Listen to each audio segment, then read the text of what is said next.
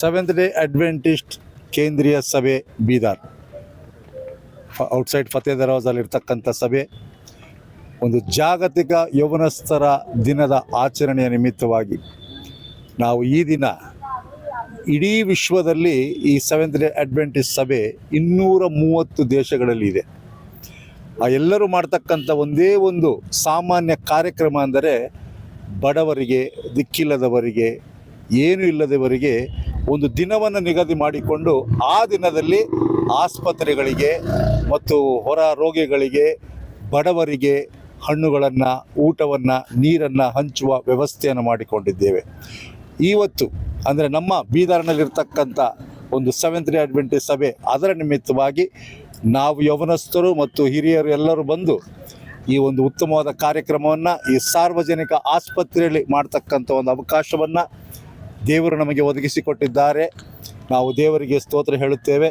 ಮತ್ತು ಇಲ್ಲಿರ್ತಕ್ಕಂಥ ಪ್ರತಿಯೊಬ್ಬರಿಗೂ ನಾವು ಬೇಡಿಕೊಳ್ಳುವುದೇನೆಂದರೆ ಈ ಒಂದು ಉತ್ತಮವಾದ ಸೇವೆಯನ್ನು ಪ್ರೋತ್ಸಾಹ ಮಾಡಬೇಕು. ನಿಮ್ಮ ಸಹಕಾರ ಬೇಕು, ನಿಮ್ಮ ಬೆಂಬಲ ಬೇಕು.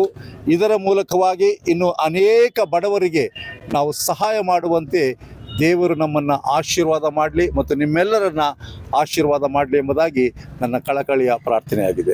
The Global Youth Day is a worldwide event where everyone goes into the streets, not only helping their community, but also the community that is not part of them, from blood donation to visiting orphanages, old age homes and whatnot, in however way possible to help the community through their service for one complete day worldwide. And it's happening for more than 13 years. Can you believe that?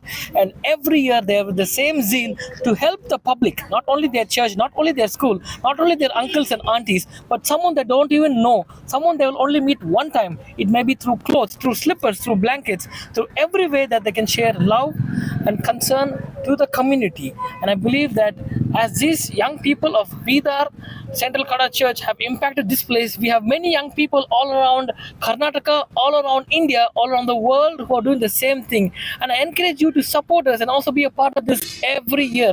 Next year this happens in March 20 of 2027. So you can be a part of this wonderful program. God bless you and for your support.